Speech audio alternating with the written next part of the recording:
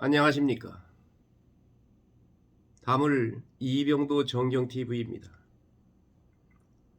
여러분, 오늘 아침에도 제가 방송에서 연준의 금리 인상이 FOMC 결과에 따른 금리 인상이 시장에 어떻게 반영될 것인지, 또 연준 의장 파월의 브리핑 내용을 어떻게 이해해야 할 것인지 하는 등등의 방법을 말씀을 드렸습니다.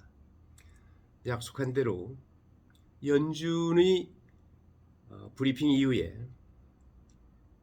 앞으로 인플레이션을 제압하는 연준의 정책과 함께 시장에서 우리가 고려해야 될 부분들을 짚어보겠습니다. 연준은 금리를 4분의 3 퍼센트포인트 더 인상하고 인플레이션을 막기 위해 더 많은 인상을 약속했습니다. 연준은 기준금리를 4분의 3을 추가로 인상했으며 현재 수준보다 훨씬 높은 수준으로 계속 인상할 것이라고 밝혔습니다. 중앙은행은 1980년대 초반 이후 최고 수준에 근접한 인플레이션을 낮추기 위해 노력해 왔습니다. 연준 관리들은 기금 수준이 2023년에 4.6%의 최종금리 또는 종점에 도달할 때까지 계속 인상할 의사를 나타냈습니다. 이는 내년에 4분의 1포인트 금리 인상을 의미하지만 하락하지는 않습니다. 이게 중요한 겁니다. 내년에 4.6%의 최종금리라는 이야기는 4분의 1포인트 금리 인상을 의미하지만 하락하지는 않는다는 이야기입니다. 금년도에 연말 그 금리 목표가 4.4%입니다. 연준이 과감하게 인플레이션에 맞서 금리 75포인트를 인상한 겁니다. 수요일 미 연준은 기준금리를 4분의 3을 추가로 인상했으며 현재 수준보다 훨씬 높은 수준으로 계속 인상할 것이라고 밝혔습니다. 1980년대 초반 이후 최고 수준에 근접한 인플레이션을 낮추기 위해 중앙은행은 연방기금금리를 3%에서 3.25%로 인상했는데 이는 3회 연속 0.75% 이후 2008년 초 이후 최고치였습니다. 다우존스 산업평균지수가 가장 최근에 소폭 하락한 가운데 주식은 발표 이후 소폭 하락했습니다. S&P 500, 나스닥 할 것 없이 모두 하락했습니다. 제롬 파월 연방준비제도 페드 연준 의장이 금리와 경제 전망에 대해 논의하면서 시장은 요동쳤습니다. 질의응답 과정이 하는 과정에 시장은 하락하기 시작했습니다. 연준이 또 다른 금리 인상을 준비하고 실적이 어렴풋이 보일 때 위험 제거를 이해하는 것이 중요한 이유가 여기에 있습니다. 인플레이션을 잡지 못하면 아무것도 할 수 없다는 역사적 경험 때문입니다.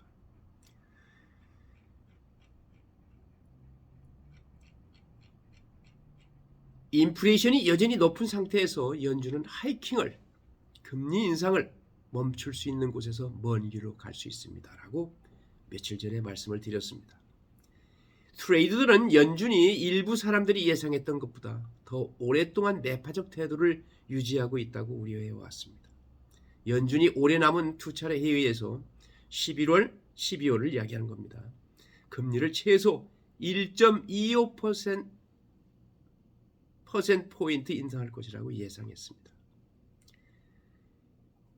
메인 메시지는 변경되지 않았다고 제롬 파월 연준 의장은 거듭 밝혔습니다.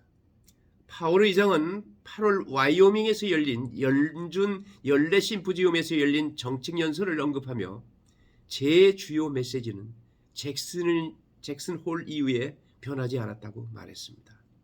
소위 정책의 일관성, 심리적 데드라인을 이야기하는 겁니다.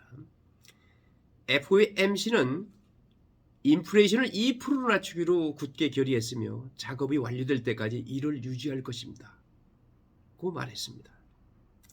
3월에 시작되어 거의 0에 가까운 지점에서 시작된 인상은 1990년에 주요 정책 도구로 야간 자금 금리를 사용하기 시작한 이래 가장 공격적인 연준 긴축을 나타냅니다. 유일한 비교는 연준이 금리를 인상한 1994년이었습니다. 총 2.25%포인트 이듬해 7월까지 금리 인하를 시작할 것입니다. 대규모 금리 인상과 함께 연준 관리들은 자금 수준이 2023년에 4.6%의 최종 금리 또는 종점에 도달할 때까지 금리 인상을 계속할 의사를 밝혔습니다. 연준이 구성원 개별 멤버들의 기대치를 나타내는 도트 플롯 2024년까지 금리 인하를 가리키지 않습니다. 파웰과 그의 동료들은 최근 몇 주 동안 시장이 가격을 매겼기 때문에 내년에 금리 인하가 일어날 것 같지 않다고 강조했습니다. 시장이 뭐라고 하든 관계없이 소신대로 하겠다는 이야기입니다. 연방공개시장위원회 페더럴 오픈마켓 커미티 위원들은 금리 인상이 결과를 가져올 것으로 예상하고 있습니다. 금리 인상이 인플레이션을 잡을 거라고 자신한다는 이야기입니다. 상당히 자신감을 이야기하는 겁니다. 자금 이자율은 은행이 야간 대출에 대해 서로에게 부과하는 이자율을 나타내지만 주택담보대출, 신용카드 및 자동차 금융과 같은 많은 소비자 변동금리 부채 상품에 영향을 미칩니다. 금리 및 경제 데이터에 대한 분기별 추정 업데이트에서 관리들은 실업률이 현재 3.7%에서 내년까지 4.4%로 상승할 것이라는 기대를 통합했습니다.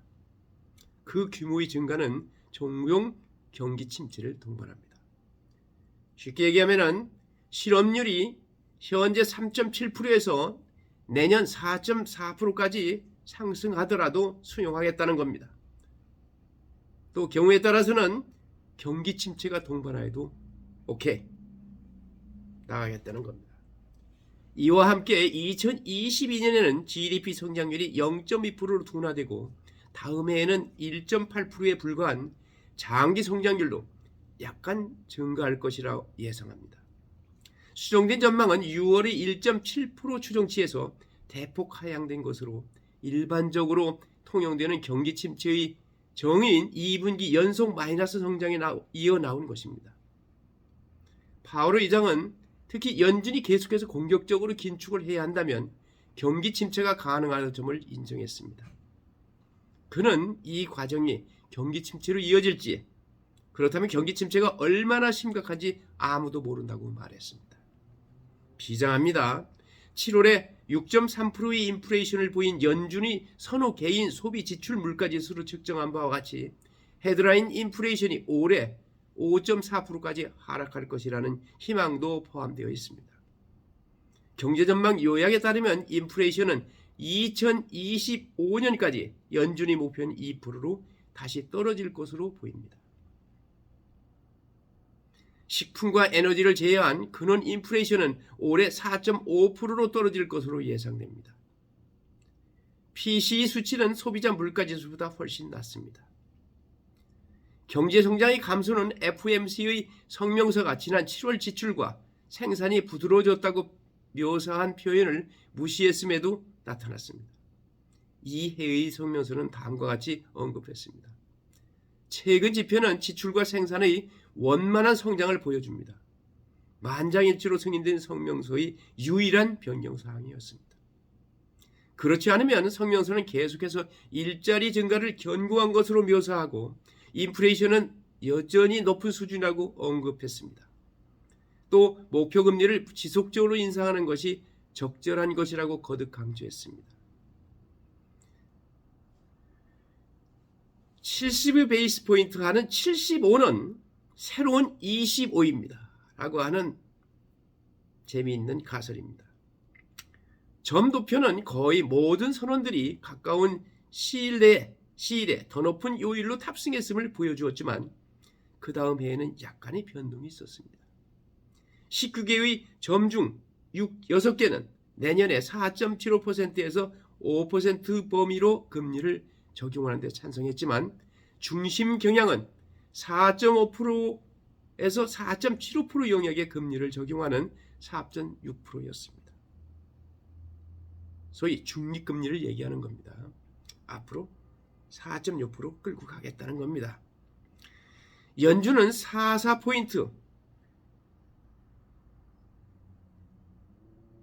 범위에서 기금금리를 목표로 합니다.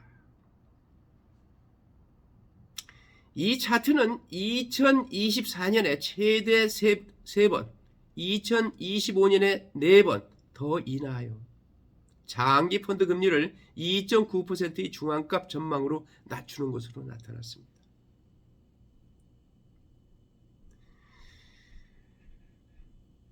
시장은 더 공격적인 연준을 위해 준비하고 있습니다. 브랜디와인 글로벌의 포트폴리오 매니저인 빌 존스는 금리 인상 규모를 언급하며 75는 무언가 무너질 때까지 새로운 25라고 생각하고 아직 무너진 것은 없습니다. 라고 말했습니다. 여러분 이해하시죠? 75 베이스 포인트로 0.75%포인트로 금리를 인상하고 있는 현재 이 75라는 숫자는 새로운 25라고 생각해야 된다는 겁니다. 그만큼 금리 인상이 인플레이션을 잡는 엄중한 숫자라는 겁니다. 연준은 일시 정지나 중심축에 가깝지 않습니다. 그들은 인플레이션을 깨는데 레이저 초점을 맞추고 있습니다. CME 그룹 데이터에 따르면 거래자는 0.75% 변동에 완전히 가격을 책정했으며 전체 퍼센트포인트 인상의 18% 기회를 할당했습니다. 조금 이해하기가 어려울 겁니다. 그러나 그냥 따라가십시오. 수요일 회의 직전의 선물 계약은 2023년 4월까지 4.545%의 펀드 금리를 암시했습니다. 선물하는 미래의 가치를 미리 당겨서 계약을 하는 겁니다. 9월 달에 2023년 4월까지 4.545%의 펀드 금리가 선물 계약에서 나타났습니다. 이러한 움직임은 파월과 그의 동료들이 작년에 많은 시간을 일시적으로 치부한 완고하고 높은 인플레이션 속에서 이루어졌습니다.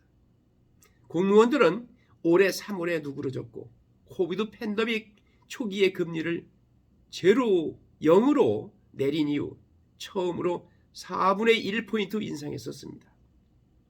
금리 인상과 함께 연준은 수년 동안 축적한 채권 보유량을 줄여왔습니다. 9월은 시장에서 알려진 바와 같이 전 성역 양적 긴축의 시작으로 연준이 8조 9천억 달러 대차 대집회에서 만기가 되는 채권 수익금으로 최대 950억 달러가 허용됩니다. 여러분, 오늘의 금리 인상은 대폭 인상이 옵니다만 앞으로도 또 한 차례 0.75%의 인상이 있을 거라고 예상이 됩니다. 여러분, 오늘의 모든 예측은 11월 FOMC 회의까지만 유효합니다. 그때 또 다시 재반 지표가 재설정된다는 것도 이해하여 주시기 바랍니다. 공부하는 투자자 여러분, 투자는 공부하는 속에 성공합니다. 여러분, 힘이 들더라도 항상 지금 투자를 하든 안 하든 관계없이 경제 행위를 하는 데 있어서 연준이 움직임을 제대로 할 때 주식 투자나 부동산 투자나 모든 사업을 운영하는데 결정적인 큰 기회가 옵니다. 연준의 흐름은 바로 세계 어느 곳에서 미연준의 금융정책, 통화정책, 금리정책을 이해한다는 것은 바로 거의 성공의 지름길입니다. 여러분, 우리 함께 다 같이 공부하는 투자자로서 성공합시다. 감사합니다.